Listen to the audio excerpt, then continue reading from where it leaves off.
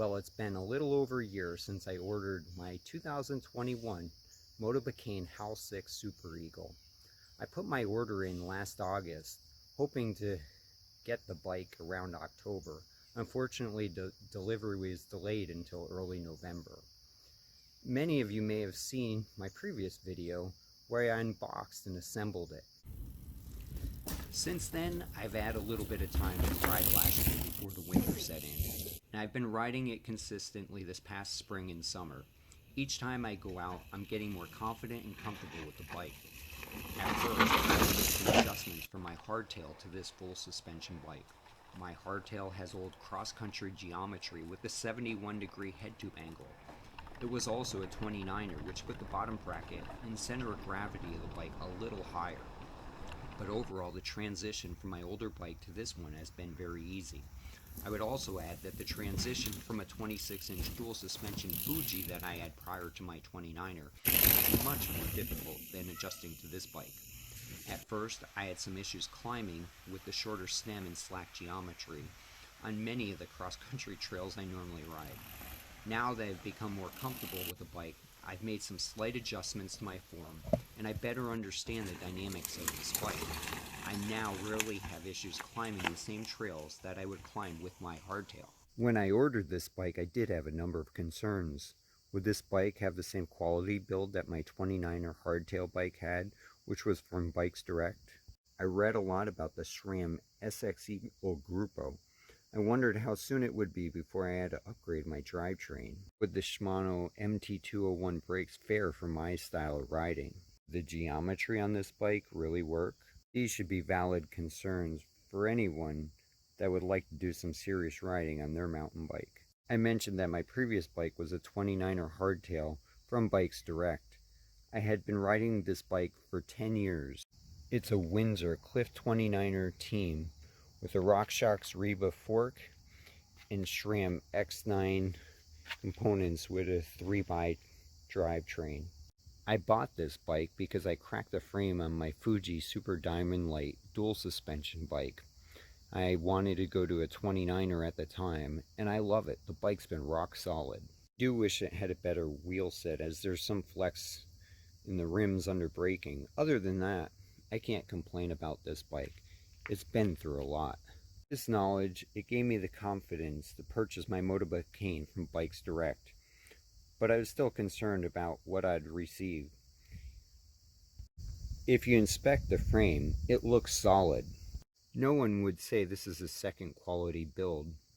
As many of you know, this frame is built by Kinesis in Taiwan, in the same factory as many other high-end manufacturers' frames. Bottom line is Kinesis knows how to make high-quality bike frames, and the frame of this Motobecane won't disappoint.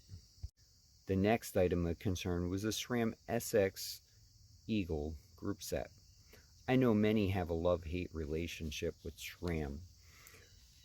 My last bike had SRAM X9 components, and they held up really well to the abuse that I gave it over the years.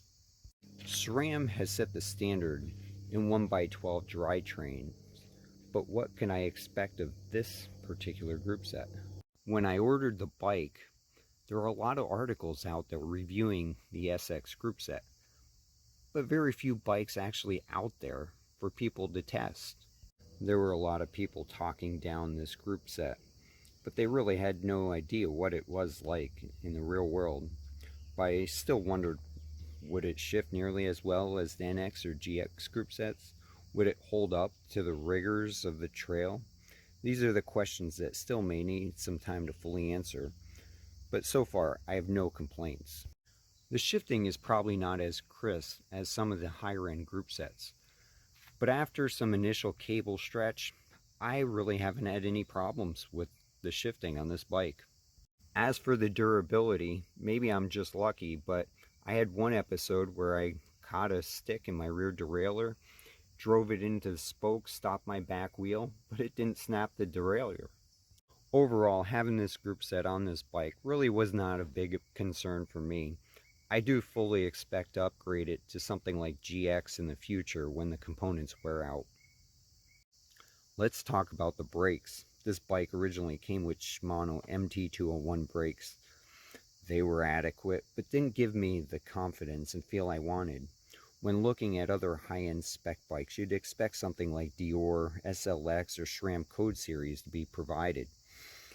But when looking at similarly priced bikes, the MT Series brakes are very common. I did replace these, and we'll talk more about that in a minute. The last concern was the geometry. This bike likely would be classified as an enduro. It has 160 millimeters up front and in the rear. It has the RockShox Pike shock on the front and RockShox Monarch on the rear. I really wasn't looking for that much travel, but I did want to upgrade to the RockShox Pike that came on this bike. The bike is advertised with the 67.5-degree head angle. When I measure this bike, it actually measures about 66 degrees, so there must be some variation in their manufacturing or their specs. Although it's not as slack as some of the bikes that are out there, it does compare with many others. As you can see, I have made some changes on this bike. I immediately went tubeless thanks to Bike Direct providing tubeless stems with the bike. This bike never saw the original pedals that came with the bike, as I believe they were a waste of space in the box. I did install race phase chesters, which I always liked.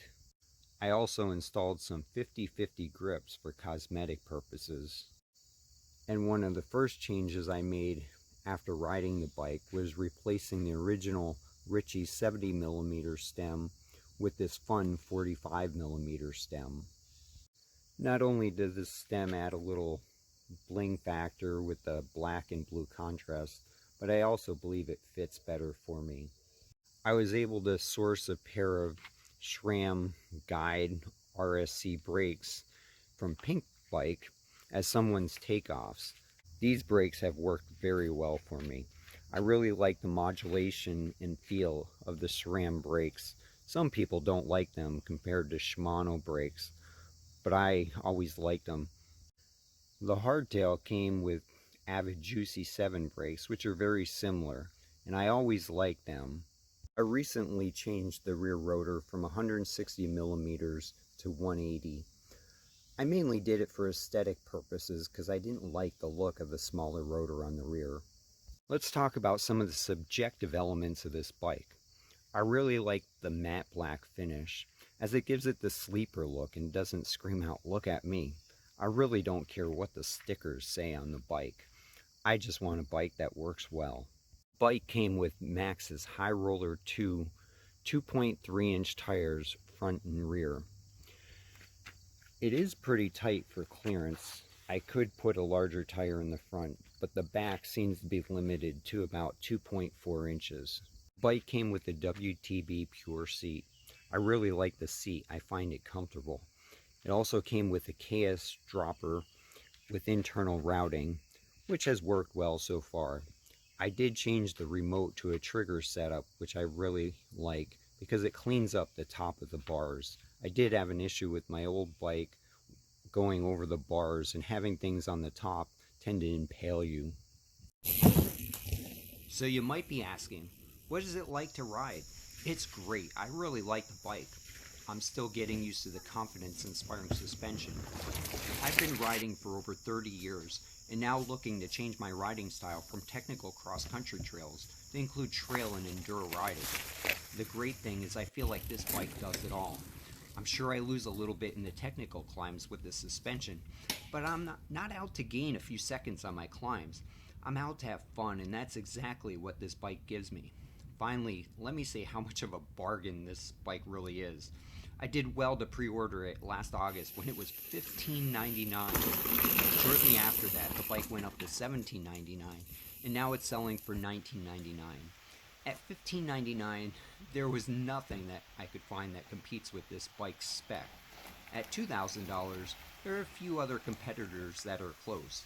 I might be tempted to pay a little bit more for one of the other well-known manufacturers, but nobody else offers a Pike fork on a $2,000 dual suspension bike. Although this fork doesn't have the upgraded charger system, it's still a great fork, and the upgrade can be easily added.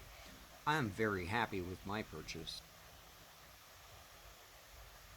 This bike brings a smile to my face each time I'm out on the trail. So if you have any questions about the HAL6 Super Eagle, please feel free to comment below and I'll get back to you.